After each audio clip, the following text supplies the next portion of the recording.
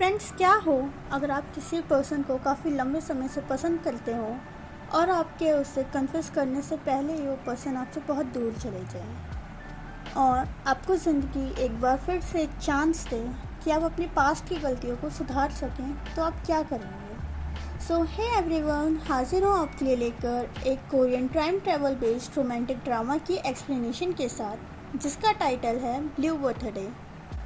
आगे बढ़ने से पहले हमारे चैनल द वेब क्रेज को सब्सक्राइब कर लीजिए और नोटिफिकेशन बेल भी ऑन कर लीजिए ताकि आपको ऐसे ही ड्रामा और सीरीज़ की नोटिफिकेशन टाइम पर मिल जाए। तो ज़्यादा टाइम वेस्ट ना करते हुए एक्सप्लेनेशन की तरफ आगे बढ़ते हैं।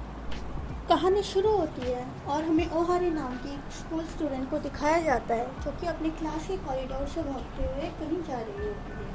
वो बहुत ही ज़्यादा खुश होती है और भागते भागते मन ही मन खुद से बात कर रही होती है कि आज उसकी लाइफ का सबसे ज़्यादा इम्पोर्टेंट डे है, क्योंकि आज के दिन वो अपने 10 साल पुराने फ्रेंड जी सोचन को कन्फेस करने वाली होती है और मन ही मन खुद से कहती है, actually I fail in love with him a long time ago. उसने अपने फ्रेंड जी सोजन को मैसेज करा होता है कि क्लास ख़त्म होने के बाद उससे आकर मिलो, और जी सोजन का भी रिप्लाई आता है कि उसके पास भी उसके लिए कुछ है, तो फिर उसे उसके फ़ोटो स्टूडियो रूम पर आकर मिले।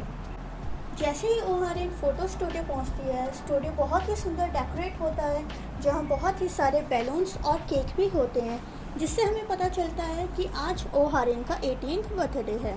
ओहारिन बहुत ही ज़्यादा खुश होती है और सियोजन को ढूंढते हुए पर्दे के पास पहुंचकर कहती है, क्या मेरा सरप्राइज यहीं पर है? जैसे ही ओहारिन पर्दा हटाकर देखती है, वो एकदम शॉक रह जाती है। उसके सामने जी सियोजिन खून से लिपटा हुआ ज़मीन पर पड़ा होता है।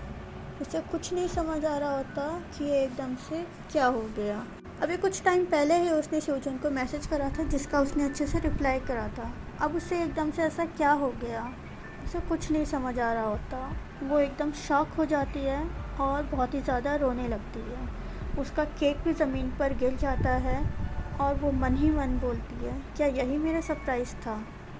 और इसके बाद कहानी 10 साल बाद आगे दिखाई जाती है। पास्ट के सीन में हमें दिखाया जाता है ओहारिन जी सियोजिन के कैमरे में एक स्माइली स्टिकर पेस्ट करती है और उसे कहती है कि मुझे इससे एक फ़ोटो मेरी खींचने दो, जिसमें जी सियोजिन उसे मना कर देता है। ओहारिन जी सियोजिन को कहती है, एक काम करो, तुम ही मेरी फ़ोटो खींच दो, फिर तो कोई प्रॉब्लम नहीं होगी ना। लेकिन जी सियोजिन उस पर भी मना कर देता है। तो ओहारिन गुस्से से कहती है, अब तो ये कैमरा कितना पुराना हो चुका है, तुम कितने सालों से इस कैमरे को इस्तेमाल कर रहे हो, क्या तुम्हें ये इतना ज़्यादा पसंद है? तो फिर उसके रिप्लाई में जी सियोजिन कहता है, ये पुराना है लेकिन अब भी अच्छा है। सियोजिन हारिन को टीस करते हुए कहता है कि तुम्हारी फ़ोटो खींचने से अच्छा तो मैं किम ये यंग की फ़ोटो खींच लूँगा। तभी ओहारिन पास की याद से वापस आती है और थोड़ा आगे चलने के बाद उसे गार्डन पे एक बेंच दिखता है, जिसे देखकर वो फिर से पास्ट की यादों में आ जाती है। वो गार्डन में बेंच पर बैठकर अपने फ्रेंड दो सोजिन से बात कर रही होती है। वो दो सोजिन से कहती है, मैं बहुत परेशान हूँ, मुझे समझ नहीं आ रहा कि मैं सोजिन से इतने अच्छे से बात क्यों नहीं कर पाती। उसकी फ्रेंड कहती है, क्योंकि तुम उसे पसंद करती हो। तभी हारिन का रिप्लाई आता है, वो कहती है, वही तो बात है, मैं उसे इतना पसंद करती हूँ, तब तो मुझे उससे अच्छे से बात करनी चाहिए, उसके साथ अच्छे से रहना चाहिए, पर मैं उससे अच्छे से बात क्यों नहीं कर पाती। तभी ओहारिन उससे कहती है, अगर तुम्हारा 10 साल पुराना फ्रेंड तुम्हें एकदम से तुम्हें कन्फेस करे तो फिर तुम्हें कैसा महसूस होगा? उसकी फ्रेंड बोलती है, मुझे बहुत अजीब लगेगा, लेकिन फिर भी तुम्हें सियोजिन को एक बार कन्फेस कर लेना चाहिए। जैसे मैं और किम यंग रिलेशन में है, ऐसे तुम दोनों भी आ सकते हो।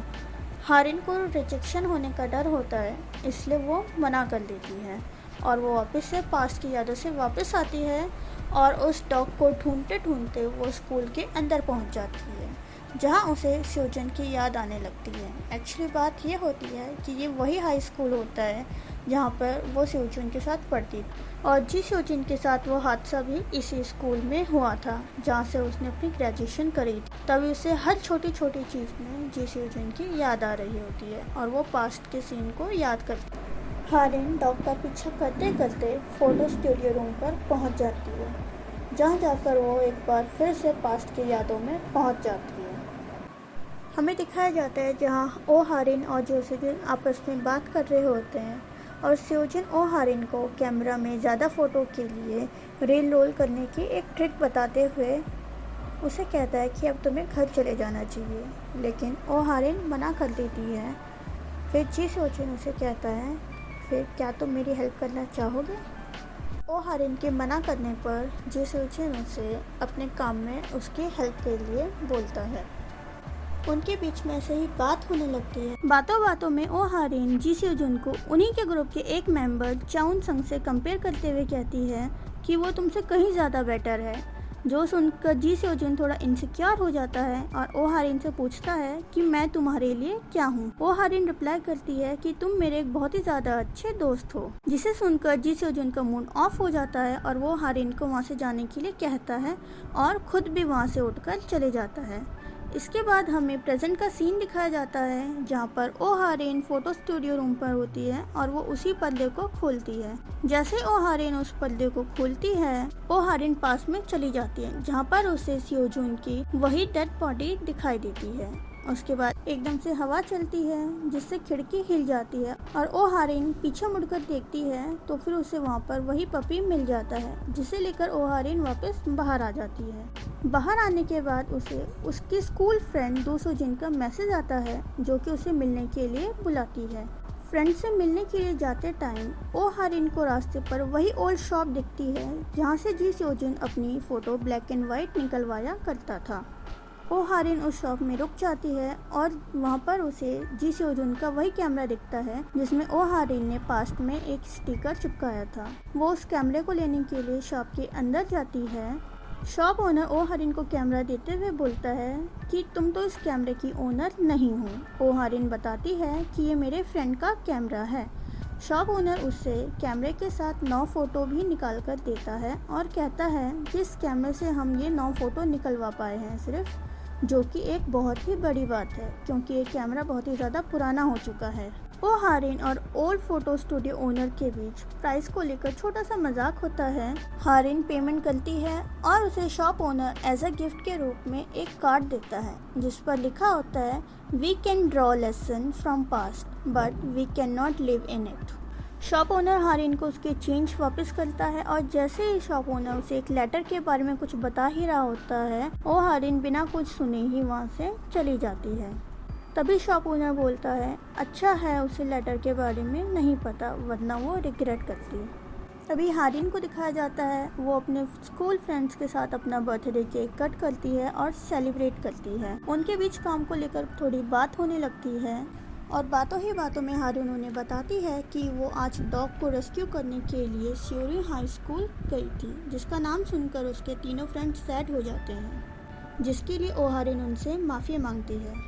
दो सुजिन कहती है, तुम्हें माफ़ी मांगने की ज़रूरत नहीं है, तुमने पिछले 10 सालों से अपने बर्थडे पर अच्छे से हंसा भी नहीं है। तभी उसका दूसरा मेल फ्रेंड किम ये योंग ड्रिंक करते हुए कहता है कि मुझे इस बात पर अब तक भरोसा नहीं हो रहा कि स्योजुन ने सुसाइड करा था।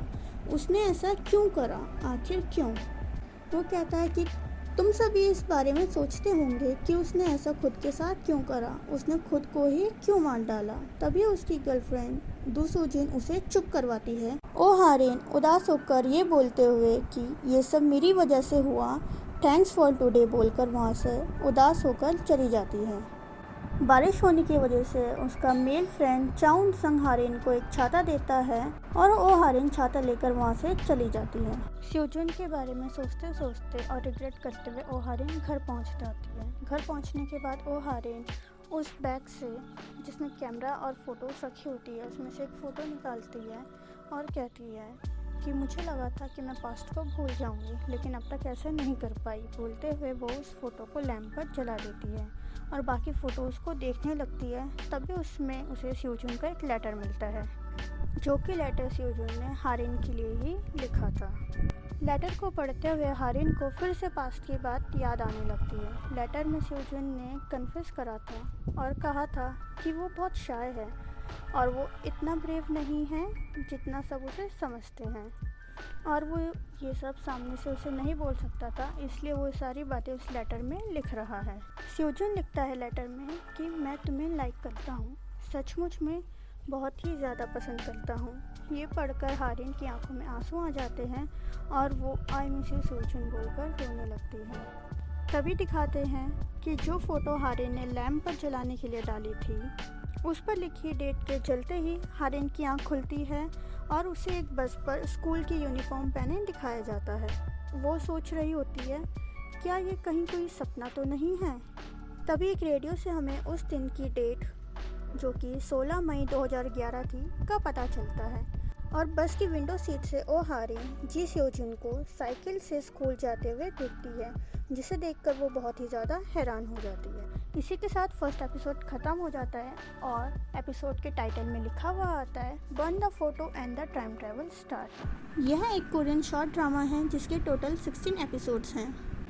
आगे के एपिसोड्स की हिंदी एक्सप्लेनेशन के लिए हमारे चैनल द वेब क्रेज को लाइक एंड सब्सक्राइब कर लीजिए और नोटिफिकेशन बेल को भी ऑन कर लीजिए और हमें कमेंट सेक्शन में कमेंट करके बताइए कि आपको ये ड्रामे की एक्सप्लेनेशन कैसी लगी। सो मिलते हैं आपसे इस ड्रामा के अगले पार्ट में। सो तब तक के लिए बाय बाय, सी यू, जय हिंद।